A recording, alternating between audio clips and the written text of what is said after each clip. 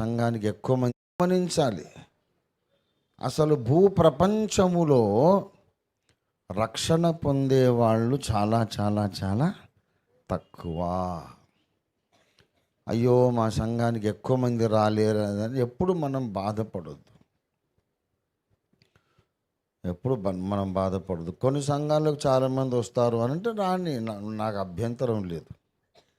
ఇంకా ఎక్కువ మంది రాని. ఇప్పుడు సంఘానికి వచ్చిన వాళ్ళందరూ పరలోకానికి వస్తారనే గ్యారంటీ లేదు. పరలోకానికి రావాలంటే ఆ సబ్జెక్టు వేరు.